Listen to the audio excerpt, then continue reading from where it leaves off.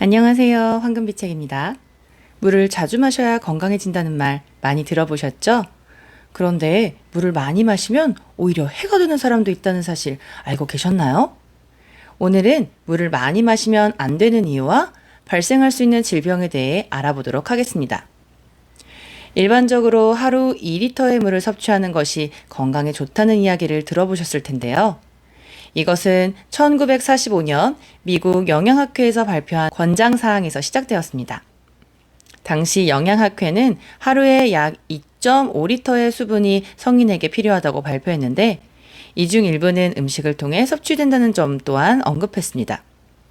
그러나 이 메시지가 대중에게 전달되는 과정에서 하루에 2리터의 물을 마셔야 한다라는 단순화된 메시지로 변형되었습니다. 따라서 하루 2리터라는 수치는 모든 사람에게 적용되는 고정적인 기준이 아니라 각자의 상황에 맞게 조절해야 하는 대략적인 지침으로 이해하는 것이 중요합니다. 특히 우리나라 음식에는 국물 요리도 많고 채소 등에서도 수분을 섭취할 수 있는데 이 양이 약 1리터 이상 되기 때문에 개인의 생활 방식, 환경, 건강 상태 등에 따라 필요한 수분량이 달라질 수 있습니다. 무턱대고 물을 많이 마시는 것이 좋다고 생각하는 사람이 많은데 실제로 물을 너무 많이 마시면 위험해질 수 있습니다.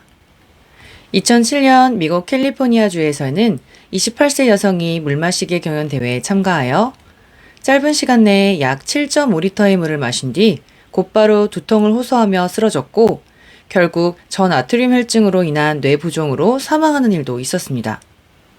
그렇다면 물을 많이 마시면 발생할 수 있는 질병은 무엇이 있을까요? 함께 알아보겠습니다. 첫 번째는 저나트륨 혈증입니다. 물을 과도하게 마시면 혈중 나트륨 농도가 낮아져 저나트륨 혈증이 유발될 수 있습니다. 저나트륨 혈증은 체내의 나트륨 농도가 비정상적으로 낮아지는 상태를 말합니다. 나트륨은 체액의 양과 압력을 조절하고 세포 내외의 환경을 안정시키며 신경과 근육 기능의 정상적인 작동에 필수적인 전해질입니다. 정상적인 혈중 나트륨 농도는 135에서 145mmol/L 범위인데 저나트륨 혈증은 혈중 나트륨 농도가 135mmol/L 이하로 떨어졌을 때 진단됩니다.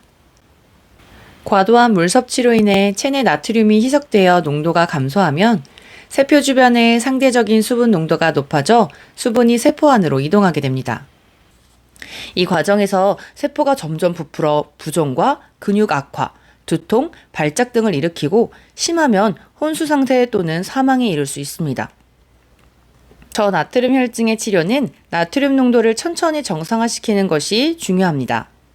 갑작스럽게 나트륨 농도를 높이는 것은 중추신경계 손상을 일으킬 수 있습니다.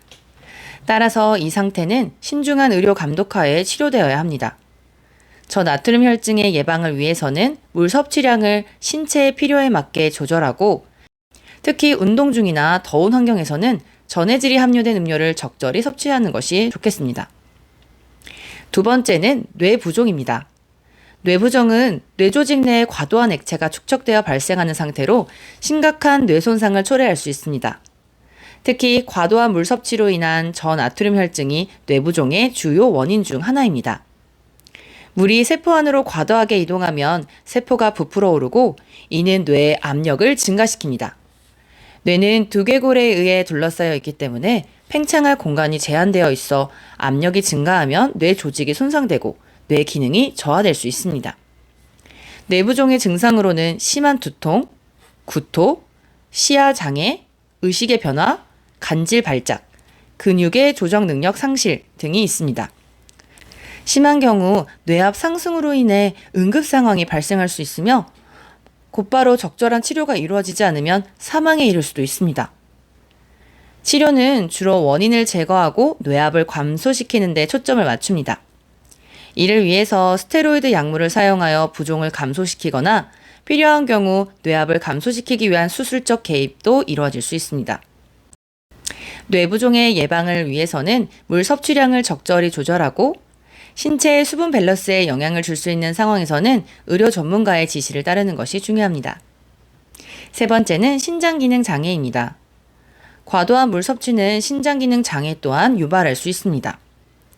신장은 체내의 노폐물과 과잉 수분을 걸러내는 중요한 기능을 수행합니다.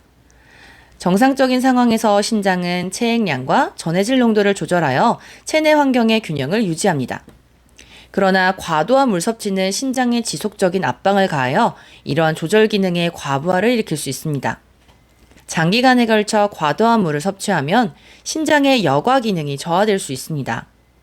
이는 신장이 더 많은 양의 물을 처리하려고 할 때 발생하는데, 이로 인해 신장 조직의 손상이나 기능 저하가 일어날 수 있습니다. 신장 기능 장애의 증상으로는 소변량 변화, 부종, 피로감, 숨 가쁨, 혈압 상승 등이 있을 수 있습니다.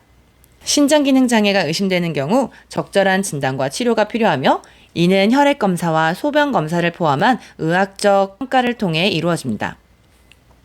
신장 건강을 유지하기 위해서는 적절한 수분 섭취가 중요하며, 과도한 물 섭취로 인한 부담을 피하기 위해 신체의 신호를 주의 깊게 관찰하고 의료 전문가의 조언을 따르는 것이 중요합니다. 네 번째는 심장에 부담을 줄 수 있습니다. 과도한 물 섭취는 심장의 부담을 증가시키는 주요 원인 중 하나입니다.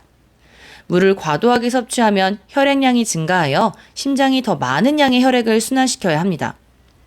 이로 인해 심장은 정상적인 상황보다 더 많은 노력을 기울여야 하며, 이것이 장기적으로 심장에 부담을 줄 수 있습니다. 심장은 체내의 혈액을 펌프질하여 영양소와 산소를 세포로 전달하고 노폐물을 제거하는 역할을 합니다. 하지만 과도한 물 섭취로 인해 혈액량이 증가하면 심장은 이 증가된 혈액량을 처리하기 위해 더 많은 작업을 해야 합니다. 이는 심장 근육에 지속적인 스트레스를 주어 심장 질환의 위험을 높일 수 있습니다. 특히 심장 질환의 병력이 있는 사람들이나 고령자, 심장 기능이 이미 약화된 사람들에게는 과도한 수분 섭취가 더 큰 위험을 초래할 수 있습니다. 심장에 과도한 부담이 가해지면 심부전이나 관상동맥 질환과 같은 심각한 심장 문제로 발전할 수 있으며, 경우에 따라서는 생명을 위협할 수도 있습니다. 따라서 심장 건강을 위해서는 물 섭취량을 적절하게 조절하는 것이 중요합니다. 물 섭취량은 개인의 건강 상태에 따라 달라져야 하며, 이미 심장 질환이 있는 사람들은 의사의 지시에 따라 물 섭취량을 관리해야 합니다. 다섯 번째는 소화계 문제입니다. 과도한 물 섭취는 소화계에 다양한 문제를 일으킬 수 있습니다.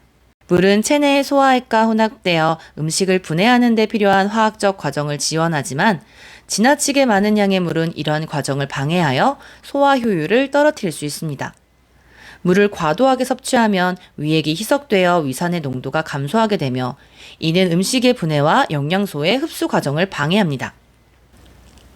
또한 위에 과도한 양의 물이 채워질 경우 위벽에 과도한 압력이 가해져 복부 팽만감과 불편함을 유발할 수 있습니다. 이는 소화불량, 가스 축적, 심지어는 위상역류와 같은 증상을 초래할 수 있습니다. 장기적으로는 소화계의 정상적인 기능이 저하될 수 있으며, 이는 영양소 부족과 관련된 건강 문제로 이어질 수 있습니다. 과도한 물 섭취는 장 운동성에도 영향을 미칠 수 있어 변비나 반대로 설사와 같은 장 기능 장애를 일으킬 수 있습니다. 따라서 적절한 수분 섭취는 소화계의 건강을 유지하는 데 중요하며, 식사 시간에는 물을 지나치게 많이 마시는 것을 피하고 하루 동안 균일하게 수분을 섭취하는 것이 권장됩니다.